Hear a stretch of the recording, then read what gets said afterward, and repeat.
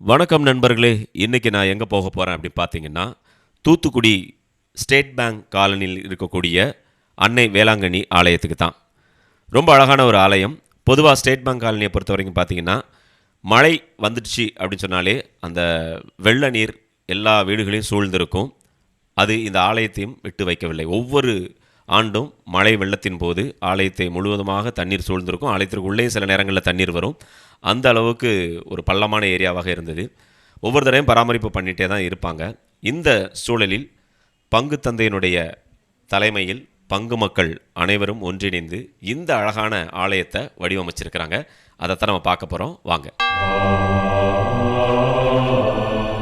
ஆலயத்தின் வெளிப்புறம் தோற்றத்தை பார்த்தீங்களா? எவ்வளோ அழகாக இருக்குது பாருங்கள். அதை பார்க்கும் பொழுது வேளாங்கண்ணி நகரில் இருக்கக்கூடிய அன்னையின் ஆலயம் தான் ஞாபகம் வருது. நல்லா பாருங்கள், பளீர்னு வெண்மை நிறத்தில் அழகாக இருக்குது. இதில் அந்த கோபுரம் மட்டும் ஏற்கனவே இருந்த கோபுரம் தான். அது புதுசாக தான் கட்டியிருந்துருக்குறாங்க ஏற்கனவே. அதனால் அதை இடிக்காமல் அதை அப்படியே ரொம்ப அழகாக ஆல்ட்ரு பண்ணி பயன்படுத்தியிருக்காங்க. பாருங்கள் எவ்வளோ அழகாக இருக்குது பார்த்தீங்களா? பார்ப்பதற்கு வெளிப்புற தோற்றமை என்ன அருமையாக இருக்குது பாருங்கள். இந்த ஆலயத்திற்கு உள்ளே நம்ம ஏறுறதுக்கான படிக்கட்டுகள் எவ்வளோ உயரத்தில் போட்டிருக்காங்க பார்த்தீங்களா? எல்லாம் ஒரு சேஃப்டி தான், மழை நீர் உள்ளே வந்துடக்கூடாது இனிமே. அதனால் நல்லா உயரமாக கட்டியாச்சு. உள்ளே போகும்போதே இரண்டு புறமும் பார்த்திங்கன்னா அன்னையினுடைய புதுமைகள், இரண்டு புதுமைகளை நினைவு கூறக்கூடிய விதமாக இங்கே வடிவமைக்கப்பட்டிருக்கு. ஒன்று, போர்த்துகீசியர் கடலில் பயணம் செய்யும் பொழுது கடுமையான அந்த புயல் வெள்ளம் வந்தது இல்லையா? அந்த பயங்கரமாக இருந்தது கடல் கொந்தளிப்பு. அதுலேருந்து அன்னை அவர்களை காப்பாற்றிய காட்சியை விளக்கக்கூடிய விதமாக இது வடிவமைக்கப்பட்டிருக்கு. இந்த புறம் வந்து பார்த்திங்கன்னா மோர்க்கார சிறுவனுக்கு அன்னை காட்சி அளித்த அந்த விஷயமும் இங்கே நினைவு கூறப்பட்டிருக்கு. எவ்வளோ அழகாக வந்து இது பண்ணியிருக்காங்க பாருங்கள். இப்போ புதுசாக இருக்குது, பார்ப்பதற்கு அவ்வளோ அழகாக இருக்குது. வந்து பாருங்கள் ஒரு தடவை எல்லாருமே. அப்படி நம்ம ஆலயத்திற்கு உள்ளே வந்தோம் அப்படின்னு பார்த்தா பிரமிக்கக்கூடிய வகையில் ஒரு பிரம்மாண்டமான ஆலயம் தூத்துக்குடியில். இது வந்து வெளியே நிறைய பேருக்கு இன்னும் சரியாக போய் சேரலை. உள்ளே வந்து பாருங்கள், அவ்வளோ அழகாக இருக்குது. பெரிய ஆலயம், பல நூறு மக்கள் இங்கே உள்ளே அமரலாம், அந்த விதத்தில் இருக்குது. அழகான ஒரு டைல்ஸ் மார்பிள் போட்டிருக்காங்க. அப்படி இருக்குது, கண்ணாடி பளிங்கு மாதிரி இருக்குது பார்ப்பதற்கே. இந்த பக்கம்லாம் சிறுமம் வச்சுருக்குறாங்க. பாருங்கள் எவ்வளோ அழகாக இருக்குது பாருங்கள். அதுக்கப்புறம் வாங்க நம்ம பீடத்தை போய் பார்க்கலாம். பீடம் அலங்காரத்தை பாருங்கள்.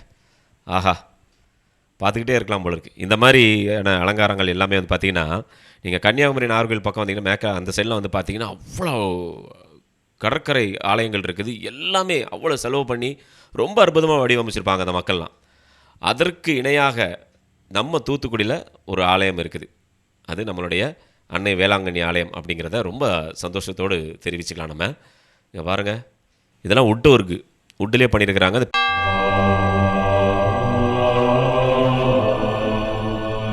பீடத்துக்கு கீழே பார்த்தீங்களா அந்த ஜீசஸுடைய கடைசி பந்தி, அதை வந்து நினைவு கூறக்கூடிய விதமாக எவ்வளோ அழகாக வச்சுருக்கிறாங்க பாருங்கள். அங்கே பாருங்கள், அழகாக இருக்குது பாருங்கள். இதெல்லாம் நல்லா செலவு பண்ணியிருக்கிறாங்க. பீட அலங்காரமாக இருக்கட்டும். இந்த சைடில் பாருங்கள், இதெல்லாம் எப்படி இருக்குது பாருங்கள். ஆஹா, மேலே பார்த்தீங்களா அந்த பெயிண்டிங்லாம் பாருங்களேன், எவ்வளோ அழகாக பண்ணியிருக்கிறாங்க பாருங்கள். அவ்வளோ சூப்பராக இருக்குது பாருங்கள். அன்னையுடைய முகத்தை பாருங்கள், எவ்வளோ அழகாக இருக்குது பாருங்கள். பார்க்கும்போதே அப்படியே இரண்டு கரங்களையும் அப்படி நம்ம வணங்கி அன்னையை நம்ம கண்டிப்பாக தோணும். அப்படி இருக்குது அந்த முகம், அவ்வளோ அழகாக வந்து வடிவமைக்கப்பட்டிருக்கு. இங்கே பாருங்கள், இந்த பக்கம் வந்து மாதாவுடைய சிறுபம் இருக்குது. அந்த பக்கம் வந்து சூசேப்பர் அவருடைய சிறுபம் இருக்குது.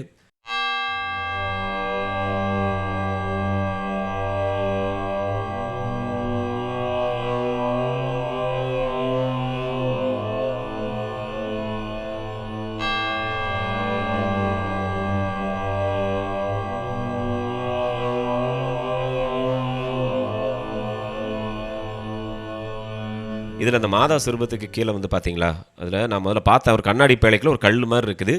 அதில் வந்து லூர்ட்ஸ் அப்படின்னு எழுதியிருக்கு. எனக்கு இது பற்றி சரியாக விவரம் தெரியாதனால பங்கு தந்தையை தொடர்பு கொண்டு கேட்டேன். அப்புறம் தான் பங்கு தந்தை சொன்னாங்க, இது நம்ம ஃப்ரான்ஸில் லூர்ட்ஸ் நகரில் இருக்கக்கூடிய கல், அந்த கல் தான் இங்கே கொண்டு வந்து வச்சுருந்துருக்குறாங்க நினைவாக.